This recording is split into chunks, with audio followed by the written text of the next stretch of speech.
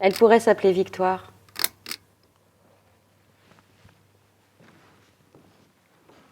Elle pourrait avoir 16 ans, en 1936.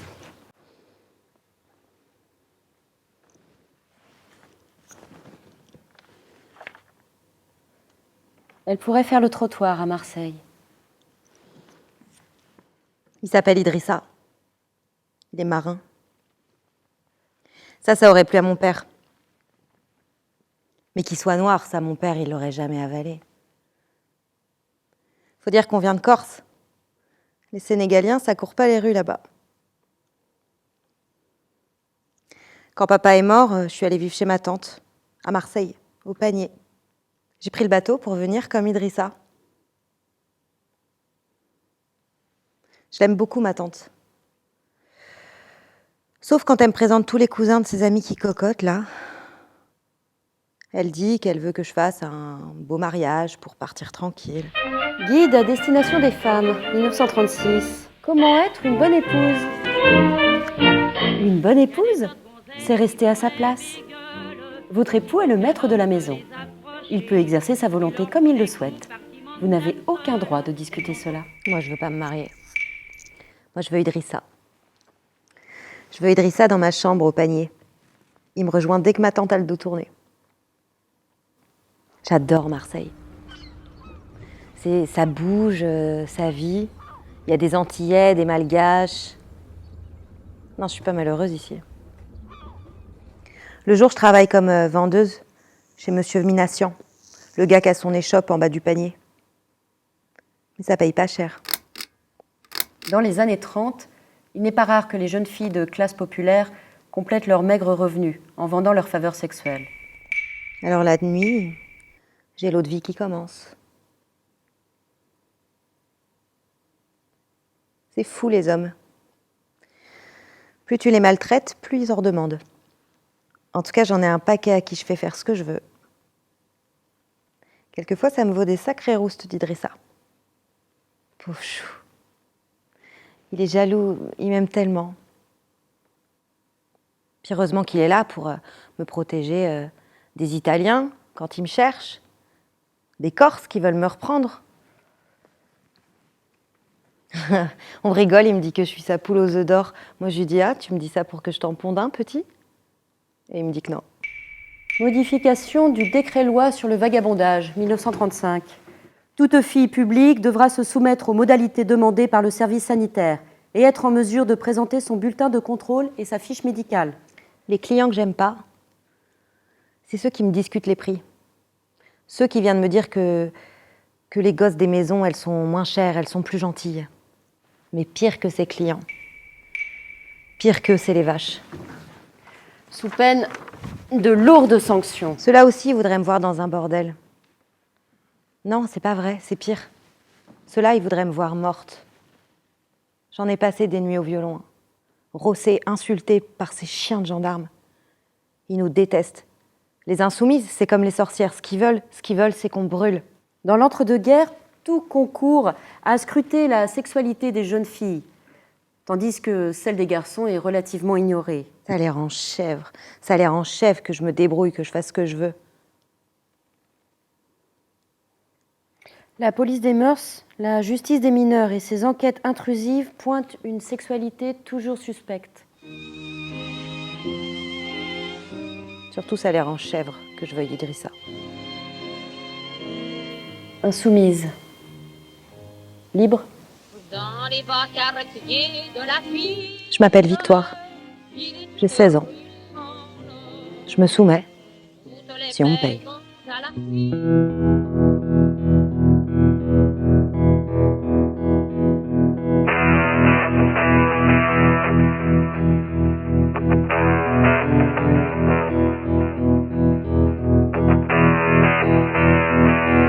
C'est un destin assez commun de ce type de jeune fille, dans ce type de milieu, dans ce type de quartier, et à cette époque-là.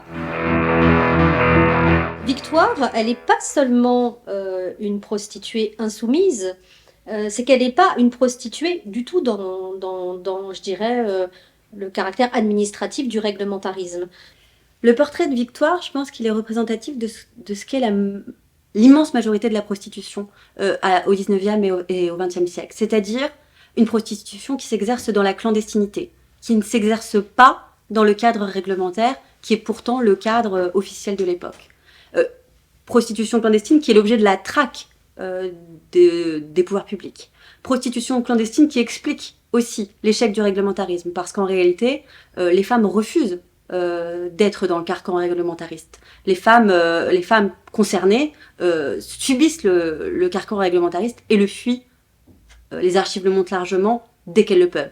On voit sa peur d'être remarquée par la police, parce que si elle est remarquée par la police, notamment au cours d'une rafle, hein, c'est comme ça en fait que les policiers procèdent. Ils raflent les femmes dans les quartiers de prostitution, officiels ou pas. Et dans ces cas-là, effectivement, elle est signalée. Premier signalement, deuxième signalement, troisième signalement, elle est inscrite d'office sur le registre des mœurs.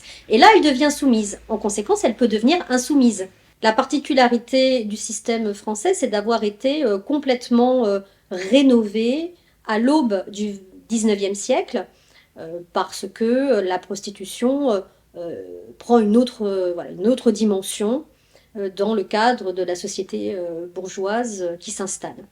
Et effectivement, on va mettre en place, disons, après la publication du livre de Alexandre Parent du Châtelet en 1836 de la prostitution dans la ville de Paris, une réglementation uniforme, extrêmement coercitive, évidemment une réglementation carcérale, où l'objectif des réglementaristes, c'est d'enfermer les femmes et de contrôler la sexualité déviante, notamment des jeunes filles. C'est le grand moment, en fait, de la maison close. La prostitution n'est pas un délit.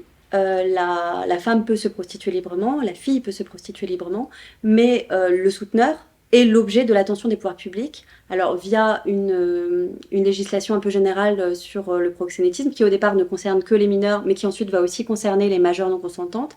Et puis surtout, la figure de la dangerosité, c'est le souteneur des femmes qui se prostituent de manière un peu précaire, c'est-à-dire celui qu'on va appeler juridiquement le vagabond spécial. Donc celui-là, cette figure-là fait peur parce que c'est un homme déclassé, un homme qui ne travaille pas, un homme qui suit la femme dans ses déplacements, donc qui est une des figures de la dangerosité. La réalité est plus complexe, certains souteneurs sont en réalité, enfin le rapport est inversé parfois, c'est-à-dire que on a l'impression que ce sont les femmes qui emploient ou qui sont les dominants dans la relation, certains hommes pour les protéger dans le cadre de situations un peu à risque, en sachant que c'est elles qui ont le dessus dans le sens où elles ont l'argent en fait. La particularité en fait de la relation prostitutionnelle qui unit Victoire à l'homme qui est indiqué dans le portrait, qu'il est défini comme sénégalais, ce qui d'ailleurs ne veut pas dire grand-chose à l'époque, puisque en France métropolitaine, on a l'habitude de considérer sénégalais comme un synonyme de noir. Et ce qui est assez étonnant, c'est qu'on n'observe pas une surévaluation, peut-être parce que c'est la période de l'entre-deux-guerres, une surévaluation précisément du fait que la femme est blanche. Pourquoi est-ce que c'est rendu possible? Pourquoi est-ce que c'est pas si choquant que ça socialement? C'est parce qu'il ne faut pas oublier que les Français se souviennent, même dans une ville comme Marseille qui est très loin du front, se souviennent de ce que ces hommes ont fait pour la victoire de la France pendant la Grande Guerre. Et la deuxième chose, c'est que c'est le moment aussi où la figure des Africains noirs change. Jusque-là, ce qui prédominait, c'était la figure du sauvage, et notamment du sauvage sexuel. Mais en fait, on est dans une période de redéfinition de cette sauvagerie noire qui va être considéré, le personnage idéal type du colonisé noir va être plutôt transformé dans cette figure de grand enfant, un peu simplet mais gentil. Et du coup, cette image, elle va rentrer elle va percuter cette idée de prédateur sexuel, qui est notamment de prédateur sexuel faisant travailler des femmes blanches, telle qu'elle est explicitée dans la relation de Victoire et de son souteneur sénégalais.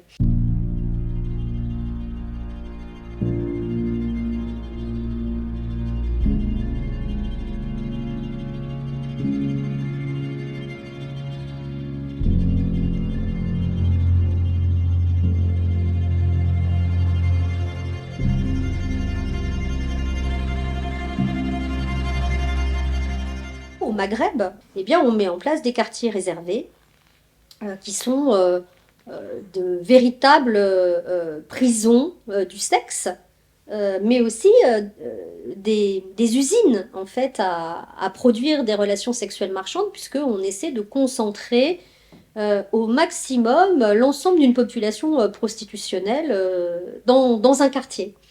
Alors le quartier le plus célèbre, c'est le quartier dit du Bousbir à Casablanca, et on va y regrouper entre 1921 et 1956 entre, je dirais, 600 et 900 femmes, qui sont à 95% des femmes colonisées, donc bien sûr des Marocaines, des Algériennes, des Tunisiennes, aussi quelques femmes noires.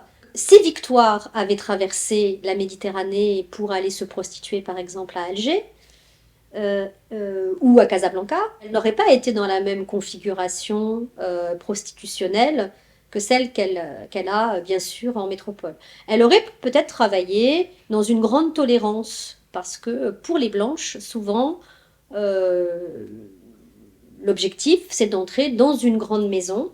Dans l'entre-deux-guerres, tout concourt à scruter la sexualité des jeunes filles, tandis que celle des garçons est relativement ignorée. Ça a l'air en chèvre. Ça a l'air en chèvre que je me débrouille, que je fasse ce que je veux. Le réglementarisme a été vraiment une politique patriarcale, capitalo-patriarcale, visant en même temps à contrôler la sexualité des femmes et en même temps à rentabiliser cette sexualité. Parce qu'avec l'argent, avec le sexe, on fait beaucoup d'argent, n'est-ce pas? Et donc, évidemment, ce système était tellement violent, tellement oppressif, tellement carcéral, que très vite, il a été miné par des micro-résistances, la plus importante de ces micro-résistances étant bien sûr la fuite des femmes. Moi, ce que j'ai très, très bien pu observer lorsque j'ai travaillé sur la prostitution coloniale, toutes ces choses que les femmes ont refusé de faire, même quand elles étaient infimes, elles ont sapé de l'intérieur le système. Victoire s'affirme dans son témoignage comme étant libre.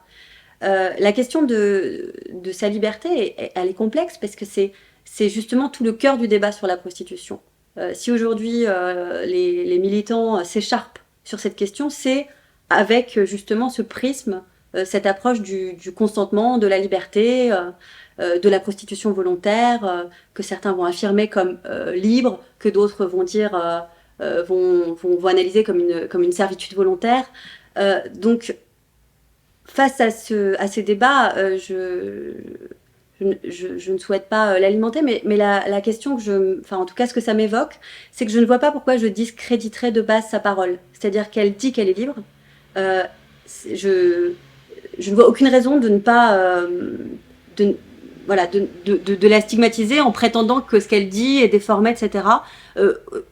Autrement que si vous-même vous me posiez la question de savoir si moi je suis libre, c'est-à-dire que je vais vous affirmer que je suis libre, et pour autant vous pourriez d'un point de vue philosophique me répondre, invoquer le déterminisme, et ce serait légitime. Je pense que c'est la même chose pour Victoire. Elle se dit libre, croyons-la. Insoumise. Libre. Dans les bas quartiers de la ville, Je m'appelle Victoire. J'ai 16 ans. Je me soumets. Si on me paye. à la